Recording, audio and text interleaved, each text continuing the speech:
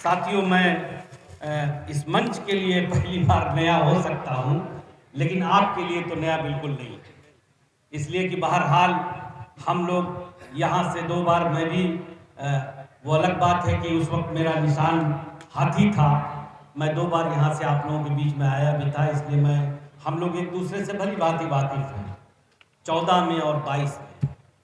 लेकिन आज परिस्थितियाँ अलग हैं मेरे भाई। मैं बहुत ईमानदारी से कहूँ और कम शब्दों में कहूँ, वहीं से अपने आप को जोड़ता हूँ जहाँ हमारे भाई एच.एन. पटेल ने छोड़ा था कि अगर ये देश भी रहेगा, हमारा संविधान रहेगा, तो हम आप भी रहेंगे और राजनीति भी रहेगी और दल भी रहेगा। क्योंकि अगर ये नहीं रहेगा तो कुछ नहीं रहेगा। आज हम लोग एक ऐसी जगह खड़े हुए हैं जहां कुछ चालाक लोगों ने हमारे बीच में एक धर्म नाम की अफीम बांट करके, एक बुजुर्ग लोग पहले एक कहावत कहते थे, हमने सुना है बचपन में, कि जब कहीं किसी गांव में किसी इलाके में बड़ा कांड करना हो तो वहां के जागरूक लोगों को पहले किसी न किसी तरीके से कहीं व्यस्त कर दो।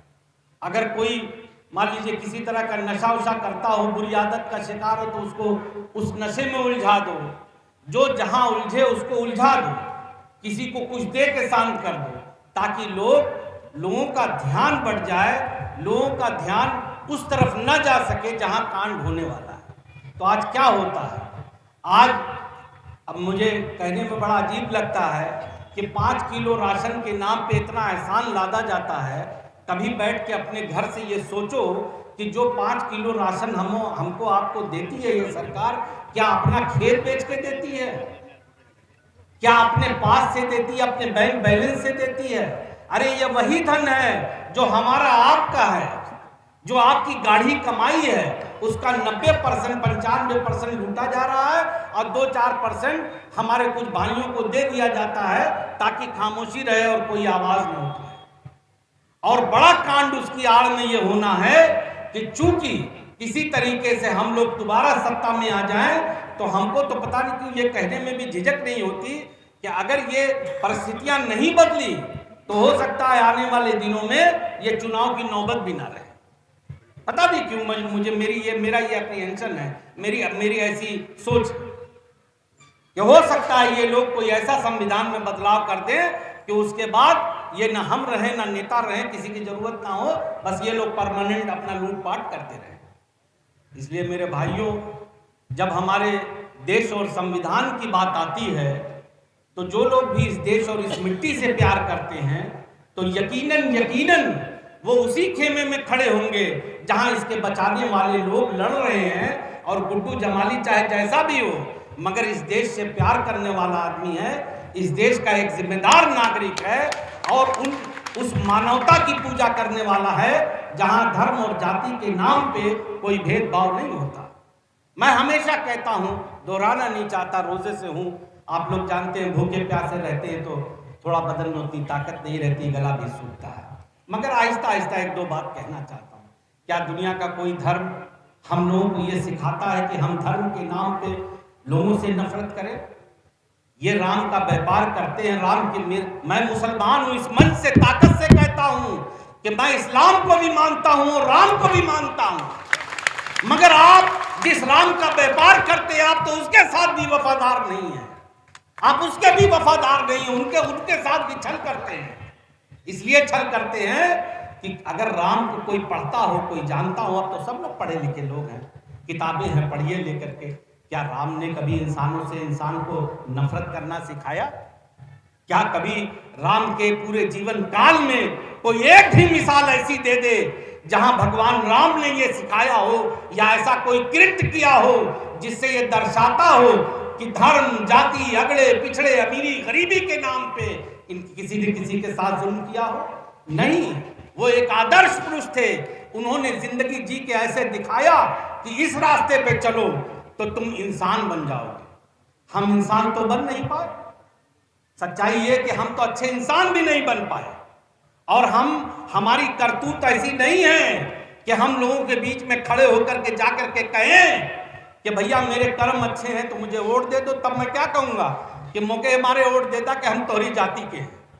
हम डाका मार के आ रहे हैं मगर तोरे जाति के हैं तो हमें पहले वोट देता काहे कि हमरा तोरे पर हक है। मैं हमेशा कहता हूं मेरे भाइयों, वोट मेरिट पे देना सीखिए आप। अगर इस देश में कुछ बदलना है तो पहले हम लोगों को ये बदलना पड़ेगा कि हम लोग जब वोट दें तो मेरिट पे दें।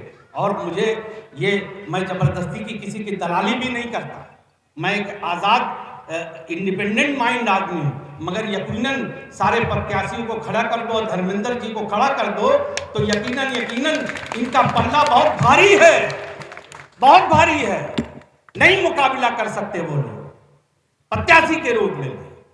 तो ये हमको आपको तय करना है कि आजमगढ़ की ये सरजमीन जिसपे एक इतिहास है, यहाँ के लोगों ने देश और दुनिया में नेतृत्व देने का काम किया, ये हरिओम अवध राहुल संस्कृतैन अल्लामा शिबली नोमानी की सरजमीन है। यहाँ पे एक से एक विद्वान पैदा हुए हैं। यहाँ पे नफरत की क्या गुंजाइश है? क्या हम अपनी किसी आपसी कोई भी किसी भी तरह का, अगर हमारा कोई परिवार में दो सगे भाइयों में डिफरेंस ऑफ ओपिनियन होता तो क्या उसका लाभ हम किसी ऐसे आदमी को लेने देंगे कि जो इस देश को बर्बाद करना देना चाहता है? इसलिए मेरे भाइयों, मैं और कुछ नहीं कहूँगा, आखिरी बात कह के ख़त्म कर रहा हूँ। ये वक्त हम लोगों का ऐसा है कि हम सब लोगों को ये सोच के लड़ना है कि हम धर्मेंद्र जी के लिए नहीं लड़ रहे हैं, हम अपने लिए लड़ रहे हैं, अपनी आने वाली नस्लों के लिए लड़ रहे हैं, अपनी उस मिट्टी के लिए लड़ रहे हैं जिसके लिए करोड़ों लोगों ने बलिदान दिया, करोड़ों लोगों ने बलिदान दिया और हर धर्म और जाति के लोगों ने दिया है। कोई ये नहीं कह सकता कि फलाने धर्म के लोगों ने इससे पीछे रहे, तब ये देश आजाद हुआ है। और सच्चाई तो ये है कि मुझे कहने में कोई शर्म नहीं है, वही लोग बर्बाद करना चाहते हैं इस देश को जिनका कोई योगदान नहीं है, जिनका कोई योगदान नहीं। ये एक लंबी चौड़ी बहस का मुद्दा है, इसलिए मैं उधर नहीं ले जाना चाहता। और आखिरी बात आपसे इसलिए कह दूं कि मुझे बड़बोलेपन की आदत नहीं है। वो किसी ने कहा है ना कि ये अलग बात के खामोश खड़े रहते हैं, फिर भी जो लोग बड़े हैं वो बड़े रहते हैं।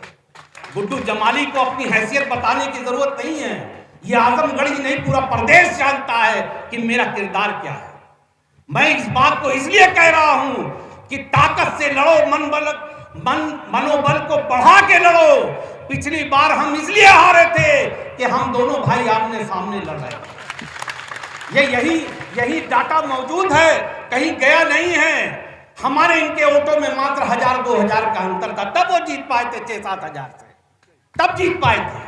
अब कहां जीतेंगे वो? इसलिए कि कुछ लोग इस पूरे जिले में, हर गांव में कुछ लोग ऐसे हैं जो हमको भी जानते मानते हैं, और जब हम सब लोग मिल के लड़ेंगे तो इनका तो पता नहीं चलेगा ये लोग क्या लड़ेंगे।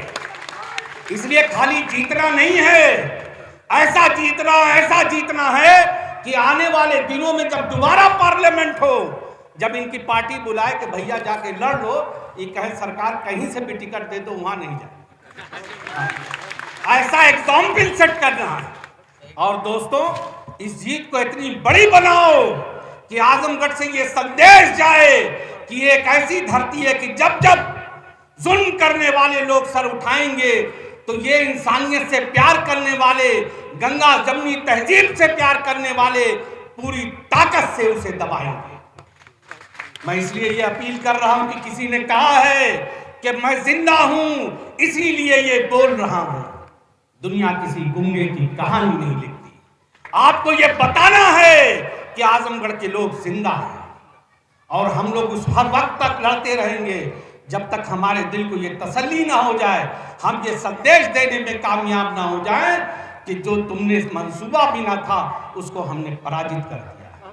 आजमगढ़ की दोनों सीटें हम जीतेंगे। और आज आपको बता दूं, आजमगढ़ नहीं पूरा पूर्वांचल हम जीतेंगे, पूरा पूर्वांचल जीतेंगे, आप देख लीजिए। इन्हीं शब्दों के साथ अपने भाई के लिए बड़े वोटों की अपील।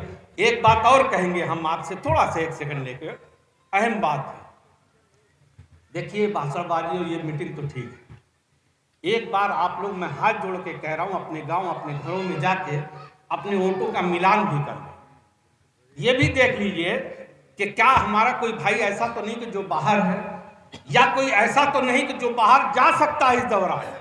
उसको हाथ पैर जोड़ के जो बाहर है उनको बुलाओ, और जो जाने वाले हैं उनको रोको, इसलिए कि हमें अपने वोटों का परसेंटेज भी बढ़ाना है पोलिंग का, क्योंकि ये हारते हैं तो बेईमानी करते हैं, फर्जी वोट डालते हैं। इसलिए इतना बड़ा मार्जिन रखो, इतनी बड़ी पोलिंग करो कि अगर ये कहीं वो कहते हैं ना कि एक आध रोटी चुरा भी लें तो हम पे फर्क ना पड़े, काहे कि ये सब गड़बड़ आदमी है, ये कुछ भी करते हैं। इसलिए मेरे भाइयों आपसे अपील लेता हूँ, विदा लेता हूँ इसके साथ। फिर मुलाकात होगी ईद के बाद, हम लोग जंगल में पूरी तरह कूदेंगे। खुदा हाफिज, नमस्कार, जय हिंद।